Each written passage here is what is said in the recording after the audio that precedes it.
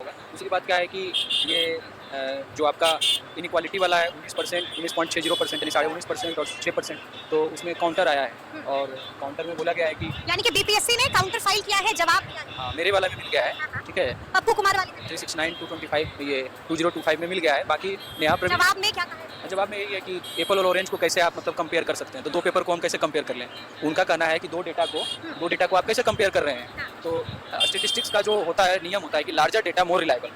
से for example अगर हम इलेक्शन का एनालिसिस करते हैं, तो 1 लाख लोगों या 1.5 लाख लोगों का एक सैंपल बनाते हैं, वो ज़्यादा करेक्ट होगा या 20 लोगों से मैं पूछूँ और उसको जनरलाइज़ कर दूँ? स्वाभाविक है कि 1 लाख लोगों से मैं पूछूँगा, उसको जनरलाइज़ेशन करने के बाद जो हमको मिलेगा,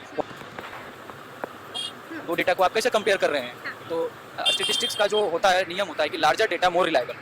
से फॉर एग्जांपल अगर हम इलेक्शन का एनालिसिस करते हैं, तो 1 लाख लोगों या 1.5 लाख लोगों का एक सैंपल बनाते हैं, वो ज़्यादा करेक्ट होगा या 20 लोगों से मैं पूछूँ और उसको जनरलाइज़ कर दूँ? स्वाभाविक है कि 1 लाख लोगों से मैं पूछूँगा, उसको जनरलाइज़ेशन करने के बाद जो हमको मिलेगा, वहाँ पे क्या होगा, मोर रिलायबल होगा। तो 13 तारीख वाला में यहाँ तो मतलब डेटा एग्जैक्ट है, वहाँ तो मतलब कि इलेक्शन वाला में तो है कि हम कुछ लोगों का सैंपल ले रहे हैं, यहाँ एग्जैक्ट सैंपल है, उसको लेकर के हमने किया कि 13 तारीख में से 6.62 है और उधर से 20% के अप्रोक्स आ रहा है, ठीक है? तो ये चीज़ें निकल गई। दूसरी बात क्या है यहाँ पे, एप्पल और ऑरेंज को जब हम नहीं कंपेयर कर सकते हैं, 2 क्वेश्चन पेपर को हम कंपेयर कैसे कर सकते हैं और सेमी रिजल्ट आप दे दिए, तो ये चीज़ें वहाँ पे निकल करके आई है। उसके बाद फिर क्या क्या लगता है बीपीएससी के जवाब में कहीं आप लोग फंस तो नहीं जाएंगे? नहीं, बीपीएससी खुद फंसेगी। बीपीएससी खुद फंसेगी अपने जवाब में। बिल्कुल, नीट वाला उन्होंने दिया है कि नीट वाला का रेफरेंस दिया कि उनके लिए उसी खास बच्चों के लिए हुआ था। तो मैं बता दूं कि नीट वाले में क्या हुआ था कि 1500 समथिंग बच्चों के लिए और कंपलसरी नहीं था। या तो ग्रेस मार्क्स मतलब कि संतुष्ट हो जाइए और अपने आप को सरेंडर कर दीजिए। सरेंडर इन केस की बहुत सारा रीट गया था उसमें। मैं उस केस को मैं पढ़ा हूँ जो 2024 वाला है, ठीक है? तो या तो सरेंडर कर दे ग्रेस मार्क्स लेकर के, या तो फिर से एग्जाम दे। दोनों चीज़ें ऑप्शन वहाँ पे थी, ठीक है? और वो एंट्रेंस एग्जामिनेशन है, पहली बात यहाँ पे जॉब से रिलेटेड है, स्क्रीनिंग है,